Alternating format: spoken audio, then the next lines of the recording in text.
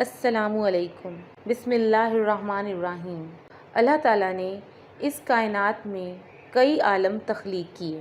اس کرۂ ارض پر دو ایسی مخلوقات ہیں جن کی ہدایت کے لیے اللہ تعالیٰ نے 1,24,000 انبیاء کرام اور رسل مبعوث فرمائے۔ ان کے لیے اللہ تعالیٰ نے سزا و جزا کا تصور پیش کیا، یعنی یوم آخرت۔ اللہ تعالیٰ کی یہ دو مخلوقات انسان اور جن ہیں۔ جنات کی دنیا اسرار کے پردے چھپی رہتی ہیں۔ جنات انسانوں کی نظروں سے پوشیدہ کر دیے گئے۔ زمین پر انسان کو اتارنے سے قبل اللہ تعالیٰ نے فرشتوں کے ذریعے جنات کو مختلف جزائر اور ویران جگہوں تک محدود کر دیا۔ جنات کے مقید کرنے کا واقعہ بھی دلچسپی سے خالی نہیں۔ روایت میں آتا ہے کہ انسان کو زمین پر اتارنے سے قبل اللہ تعالیٰ نے فرشتوں کے سردار ابلیس کو بارگاہ میں طلب فرمایا۔ ابلیس جنات میں سے تھا اور آگ سے پیدا کیا گیا تھا اور اللہ تعالیٰ کے نہایت برگزیدہ فرشتوں میں شمار ہوتا تھا۔ اس کو رب تعالیٰ نے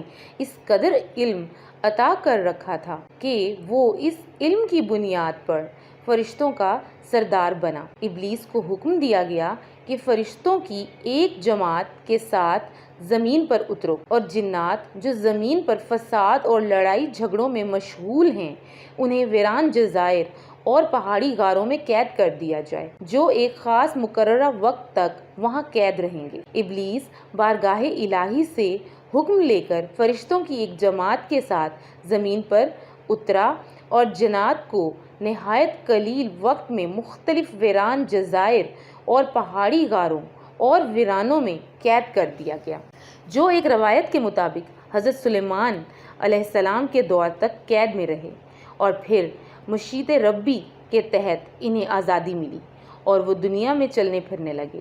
جنات کو قید کرنے کے بعد عرش الہی تک ابلیس کا فرشتوں کی جماعت کے ساتھ سفر شروع ہوا۔ دوران سفر ابلیس کے دل میں غرور اور تکبر نے سر اٹھایا اور اس نے نہایت قلیل وقت میں نہایت طاقتور جنات کو قید کرنے سے متعلق غرور کیا۔ اس کی خبر رب تعالیٰ کو تو ہو گئی مگر دیگر فرشتے اس سے بے خبر رہے۔ روایت میں آتا ہے کہ یہ پہلا موقع تھا جب ابلیس نے غرور کیا، جبکہ اللہ تعالیٰ نے اس کے غرور کو تشت اذبام کرنے کے لیے آدم کے سامنے سجدہ کرنے کا حکم دیا، تو ابلیس نے انکار کر دیا، کیونکہ جنات کو قید کرنے کے بعد اس کے دل میں غرور اور تکبر آ چکا تھا۔ میں آگ سے بنا ہوں، یہ مٹی کی پیداوار، میرا اور اس کا کیا جوڑ کہ میں اس مٹی کے پتلے کو سجدہ کروں؟ حکم تعالیٰ سے انکار پر ابلیس کو راندہ درگاہ کرتے ہوئے شیطان ٹھہرا دیا گیا۔ حضرت سلیمان علیہ السلام کے دور میں مشیت عزتی اور مقررہ وقت پورا ہو چکا تھا۔ اس کے بعد جنات قید سے نکل کر دوبارہ زمین پر فساد برپا کرنے لگے۔ حضرت سلیمان علیہ السلام کے معجزات میں سے ایک معجزہ یہ بھی ہے کہ آپ شیاطین جنات کو قابو کر لیتے اور انہیں سزا کے طور پر دوبارہ قید میں ڈال دیتے۔ جنات کے وجود کا ذکر قرآن کریم میں بھی ہوا ہے اور ایک پوری سورہ جن کے نام سے موجود ہے۔ مسجد الجن مسجد حرام کی شمال کی جانب 3 کلومیٹر کی مسافت پر واقع تاریخ اسلام کی عظیم یادگار سمجھی جاتی ہے۔ کتب تاریخ میں اس کی شہرت کے اور بھی کئی واقعات ملتے ہیں، تاہم اس کی سب سے بڑی وجہ شہرت یہاں پر نبی اکرم صلی اللہ علیہ وسلم کے ہاتھ پر جنات کی ایک جماعت کا قبول اسلام کا واقعہ ہے۔ العربیہ کی رپورٹ کے مطابق مسجد حرام کے شمال میں 3000 میٹر کے فاصلے پر جہاں آج مسجد الجن موجود ہے، جنات کی ایک جماعت نے حضور صلی اللہ علیہ وآلہ وسلم کے ہاتھ پر اسلام قبول کیا، آپ سے قرآن پاک سنا۔ اس موقع پر آپ صلی اللہ علیہ وآلہ وسلم نے جنات کے سوالوں کے جواب دیے۔ مستند تاریخی مصادر اور کتب سیر سے معلوم ہوتا ہے کہ ایک بار آپ جلیل القدر صحابی عبداللہ بن مسعود کو ہمراہ لیے رات کے وقت اس جگہ پہنچے۔ آپ نے عبداللہ بن مسعود کو ایک خاص مقام سے آگے بڑھنے سے منع فرمایا تاکہ کہیں جنات انہیں نقصان نہ پہنچا دیں۔ پھر آپ کی ملاقات جنات کے ایک گروپ سے ہوئی جنہوں نے اسلام قبول کیا۔ اور آپ سے اسلامی تعلیمات حاصل کرنے کے بعد واپس چلے گئے۔ قرآن پاک کی ایک سورہ الجن وہیں اور اسی واقعے کے تناظر میں نازل ہوئی۔ بعد ازاں اسی مناسبت سے وہاں ایک وسیع و عریض مسجد تعمیر کی گئی جسے مسجد الجن کا نام دیا گیا۔ مرور زمانہ کے ساتھ مسجد کی تعمیر و مرمت کے دوران اس کے ڈیزائن بدلتے رہے، مگر اس کے قیام کا واقعہ آج تک مسلمانوں کے دلوں میں تازہ ہے۔ الحرمین شریفین کی زیارت کا شرف حاصل کرنے والے مسجد الجن کی زیارت بھی کرتے ہیں۔ ماہ سیام میں یہاں افطار کا خصوصی انتظام کیا جاتا ہے، جہاں دن بھر سے آئے زائرین عقیدت و احترام کے ساتھ اس مسجد میں حاضر ہوتے، عبادت کرتے اور افطار میں شرکت کرتے ہیں۔ جنات کے انسانوں پر اثر انداز ہونے کے واقعات بھی آئے روز ہمارے مشاہدے میں آتے ہیں۔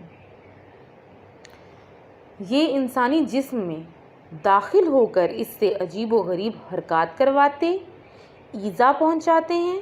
اس کے پیچھے چند عوامل کار فرما ہوتے ہیں۔ جنات کیسے انسانی جسم پر حاوی ہوتے ہیں؟ یہ ایک ایسا سوال ہے جو عام آدمی نہیں جانتا۔ ابن تیمیہ کے مطابق انسان جب نیکی سے غافل ہو کر برائی کی جانب راغب ہوتا ہے تو بد اثرات سے متاثر ہونے کا خطرہ بھی بڑھ جاتا ہے۔ ہوس پرستی اور فحاشی کی حالت میں بھی برائی انسان پر غالب آ جاتی ہے اور ایسے میں جنات جسم میں داخل ہو جاتے ہیں۔ جن بھی کئی معاملات میں انسانوں کی طرح ہوتے ہیں۔ وہ پسندیدگی اور ناپسندیدگی اور اچھائی یا برائی جیسے جذبات بھی رکھتے ہیں۔ یہ عین ممکن ہے کہ وہ محض آپ کے چہرے کو ناپسند کرتے ہوں اور آپ کے جسم پر قبضہ کر لیں۔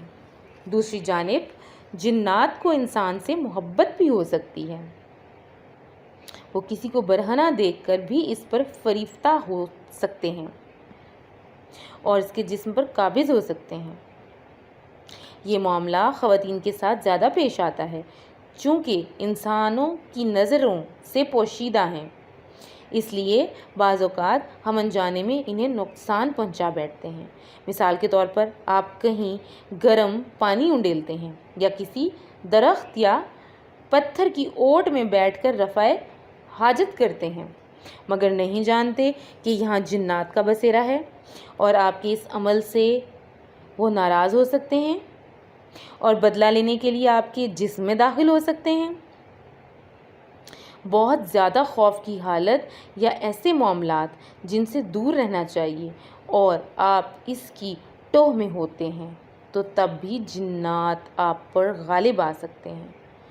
جنات جسم کے کس حصے سے داخل ہو کر انسان پر قبضہ جماتے ہیں، اس کے حوالے سے مختلف آراء پائی جاتی ہیں، تاہم قرین از قیاس یہ ہے کہ انسان کی موت کے وقت روح انسانی ناخنوں، ناک، آنکھ اور منہ سے نکلتی ہے اور یہی جگہ ایسی ہوتی ہے جہاں سے جنات انسانی جسم میں داخل ہو کر قبضہ جماتے ہیں۔